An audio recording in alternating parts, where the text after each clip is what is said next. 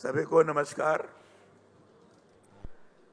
सबसे पहले मैं आप सब लोगों को होली की शुभकामना देना चाहता हूं। अभी कल ही होली का पर्व समाप्त हुआ है, जो समरसता का है, समता का है, सौहार्द का है। ऐसे पर्व के अवसर पर यह समिट है, इसलिए मैं आप सब लोगों के प्रति शुभकामनाएं व्यक्त करता हूं। गुजरात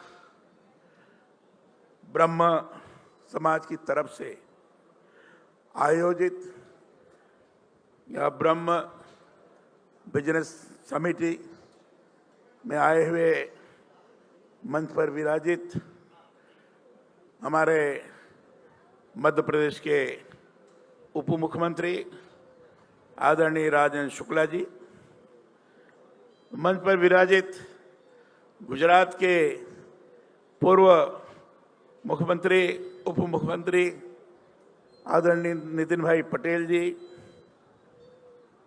मंच पर विराजित हमारे सुबोध उनियाल जी जो उत्तराखंड के मंत्री हैं, हमारे श्री उत्तर प्रदेश के सांसद शशांक मणि जी, हमारे दूसरे सांसद श्री नायक जी, हमारे यहाँ के पूर्व जनता युवा मोर्चा के राष्ट्रीय अध्यक्ष और वर्तमान में गुजरात में धारा सभ्य आदरणीय श्री अमित ठाकर जी, मंच पर विराजित और भी हमारे धारा सदस्यगण, ब्रह्म समाज के सभी पदाधिकारीगण, हमारे श्री वीरेंद्र तिवारी जी, मंचस्थ सभी सम्मानित महानुभाव और यहाँ इस ब्रह्म बिजनेस समिट के अंतर्गत आए हुए सभी हमारी बहनें, सभी हमारे सम्मानित महानुभाव, पत्रकार मित्रों, छायाकार बंधुओं, आज बड़ी प्रसन्नता हुई है कि ब्रह्म समाज की तरफ से ब्रह्म बिजनेस समिट का आयोजन किया गया है। इसके पहले भी 3 समिट हो चुकी है और उसमें प्रयास किया गया है कि जो भी ब्रह्म समाज की तरफ से इसके सदस्यगण हैं या समाज के जो लोग गुजरात के अंदर उद्यमी के रूप में काम कर रहे हैं, व्यापार कर रहे हैं, वो समुचित तौर पर अपने व्यापार को आगे बढ़ाएं, उद्यम को विकसित करें और सर्वाधिक लोगों को, समाज के अनेक बेरोजगार नौजवानों को समायोजित कर सकें, रोजगार दे सकें। इस दिशा में जो आपने कार्य किया है ये बड़ा महत्वपूर्ण है और स्तुत्य है, प्रशंसनीय है, इसकी मैं बहुत तारीफ करता हूं। मुझे जानकारी हुई कि इसके पहले जो समिट हुई उसमें 15,000 युवकों को आपने रोजगार प्रदान किया है और इस बार आपने फैसला किया है कि 6,000 लोगों को हम रोजगार प्रदान करेंगे। ये बहुत बड़ी चीज है। ब्राह्मण सबके बारे में चिंता करता है। ब्राह्मण कोई वर्ग नहीं है। वैदिक काल के पहले से ही ब्राह्मण समाज है। इसके बारे में कहा जाता है कि ये तो कोई वर्ग नहीं है, सबके बारे में सामूहिक चिंतन करने वाला, सामूहिक हित के बारे में सोचने वाला, सामूहिक कल्याण के बारे में सारी चीजों को चरितार्थ करने वाला वह ब्राह्मण है। अब ब्राह्मण के बारे में कहा गया है, ब्राह्मण कौन है? ब्रह्मम जानिए जानाति स ब्राह्मण, जो ब्रह्म को जानता है, ईश्वर को जानता है, वो ब्राह्मण है। हम तो कहते हैं ब्रह्म यानी व्यापकता, जो व्यापकता में रमण करता है वो ब्राह्मण है। और इस ब्राह्मण का कोई वर्ग नहीं है। ब्राह्मण किसी वाद में बाधित नहीं है, किसी से बाधा हुआ है ऐसा नहीं है। ब्राह्मण तो सर्वहित सुखाय, सर्वहित हिताय, इस प्रकार के चिंतन करने वाला है। समाज को उत्कृष्ट दिशा में ले जाने वाला, ईश्वर के प्रति लोगों का लगाव बढ़े, आध्यात्मिकता को प्रदान करने वाला और सभी प्रकार के लोगों को सामूहिकता के साथ जोड़कर चलाने वाला वह ब्राह्मण कहलाता है। मित्रों, हमेशा ब्राह्मण ने अगुवाई की। अभी हमारे मुख्यमंत्री महोदय ने कौटिल्य का जिक्र किया, चाणक्य का जिक्र किया। ये चाणक्य के अंदर विद्वता थी, ज्ञान था, लेकिन साथ ही साथ छत्री का सामर्थ्य भी था, ज्ञान भी था, छात्रत्व भी था। और इतना ही नहीं, व्यापार करने की जबरदस्त मानसिकता थी, देश की सुरक्षा करने का चिंतन था। पूरा राष्ट्र मेरा है। पहली बार भारत के बारे में मां के रूप में कल्पना करने वाला अगर कोई इस धरती पर पैदा हुआ तो आचार्य चाणक्य थे, उसके पहले कोई नहीं था। डिफेंस के बारे में क्या हो सकता है, इसका चिंतन करने वाले थे। उन्होंने किताब लिखा है, यंत्रों के बारे में, टेक्नोलॉजी के बारे में किताब लिखा है। युद्ध की रणनीति कैसे बने, इसके बारे में उन्होंने विचार दिया है। अनेक लोग रहे, पुराने आर्यभट्ट का नाम आपने सुना होगा, प्रख्यात ज्योतिषाचार्य। लेकिन उन्होंने विश्व के अंदर बीज गणित की शुरुआत की थी। अंक गणित तो वैदिक काल में हुआ था, बीज गणित की शुरुआत उन्होंने की, शून्य की शुरुआत उन्होंने की। ये सब लोग कैसे लोग थे? भारद्वाज ऋषि, जिन्होंने विमान को बनाने का तकनीक दिया था, पुष्पक विमान बनाने का तकनीक दिया था, हमेशा अगुवाई किया है लोगों ने। ब्राह्मण उसी को कहा जाता था जो इंटेलेक्चुअल हो, बौद्धिक दृष्टि से सक्षम हो, आध्यात्मिक दृष्टि से भगवान का साक्षात करने वाला हो, वो ब्राह्मण है, वो ब्राह्मण है। और उस हिसाब से चलकर पूरे समाज को जोड़ते हुए राष्ट्र की एकता और अखंडता को सुनिश्चित करने की भावना से प्रेरित करने वाला जो समाज है वो ब्राह्मण समाज है। इसलिए ब्राह्मण समाज को ये सकारात्मक दृष्टि से विचार करते हुए ये सोचना पड़ेगा कि जो समाज के अंदर विकृतियां आ रही हैं, उन विकृतियों को कैसे दूर किया जाए। मित्रों, आज सौभाग्य है, आज भारत के प्रधानमंत्री बड़े कुशल नेतृत्व के धनी हैं। विश्व को उन्होंने नेतृत्व प्रदान करने की क्षमता का एहसास कराया है, एहसास करा है। दुनिया के देश ये महसूस कर रहे हैं, हिंदुस्तान का एक ऐसा प्रधानमंत्री है जिसके अंदर हिंदुस्तान के 140 करोड़ जनता की ताकत समाहित है। 140 करोड़ जनता की ताकत समाहित है, और इसे जिसके अंदर 140 करोड़ जनता की ताकत है, वही नेतृत्व दे सकता है, वही नेतृत्व दे सकता है। और वही प्रधानमंत्री आज जो हमारी कल्पना है ब्राह्मण के बारे में, उन्होंने स्लोगन किया, सबका साथ, सबका विकास, सबका प्रयास, सबका विश्वास। ये सब लोगों को अर्जित करते हुए हम देश को आगे बढ़ाएंगे, समाज को आगे बढ़ाएंगे, राष्ट्र शक्ति को जागृत करेंगे। और आपके ऊपर, सबके ऊपर विश्वास करते हुए, सबके साथ के बारे में आत्मविश्वास रखते हुए उन्होंने एक नारा दिया है। उस नारा को चरितार्थ करने की जिम्मेदारी हमारे और आपके ऊपर है।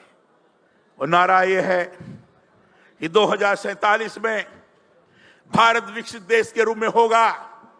दुनिया की ताकतें हमारे विकसित देश के सामने झुकने के लिए मजबूर होगी। एक ऐसे स्वरूप का दर्शन कराया है। 2047 में भारत विकसित भारत के रूप में आ जाए, इसके लिए निरंतर प्रयास कर रहे हैं।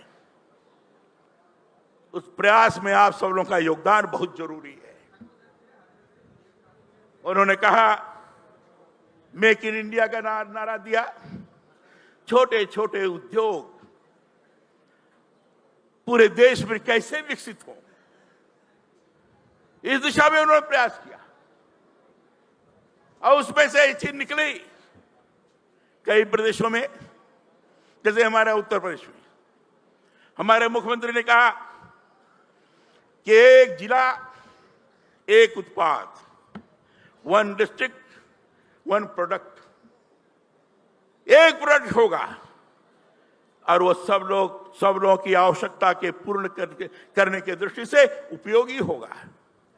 ये पूरे देश भर में चला और उसी को अभी हमारे मित्र बोल रहे थे, पाटिल साहब शायद कह रहे थे या उनके पहले जिन्होंने कहा कि वोकल फॉर लोकल, जो लोकल स्थानीय आधार पर उत्पाद किया जा रहा है, छोटे उद्यमों से हो रहा है, उसके बारे में मार्केट उपलब्ध कराओ, अधिक से अधिक स्थानों पर जाओ और उसको और आगे बढ़ाते हुए उन्होंने कहा कि वोकल फॉर लोकल ही नहीं, local for global, local for global.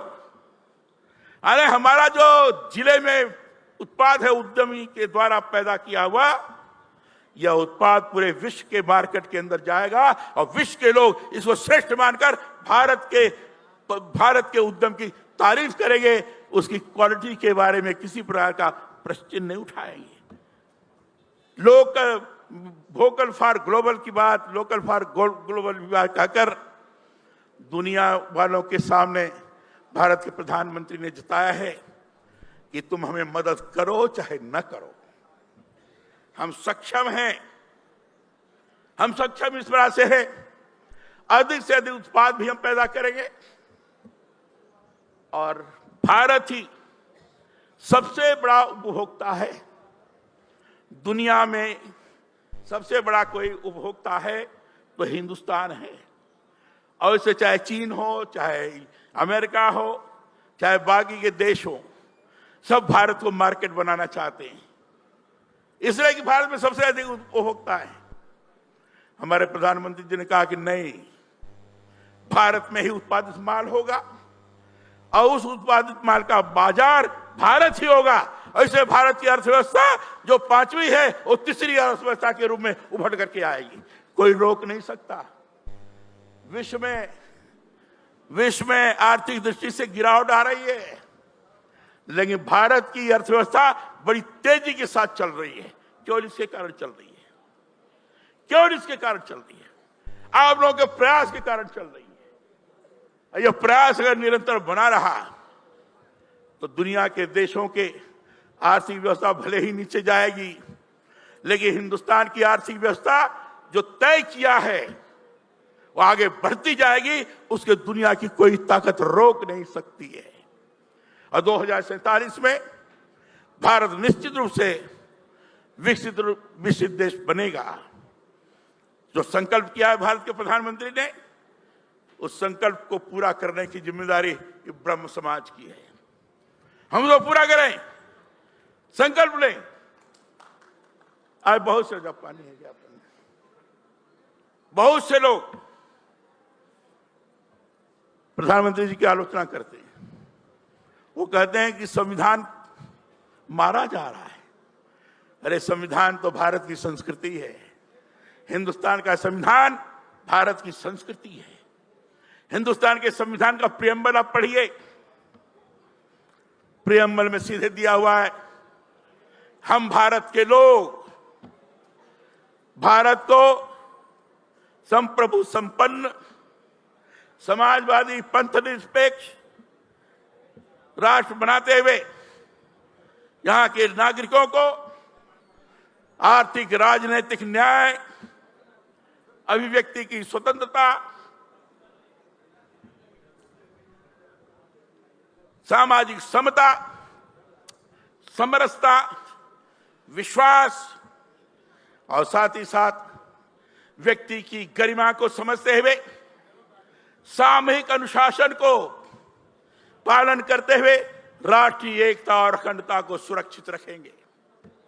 यह प्रियम्बल के अंदर है।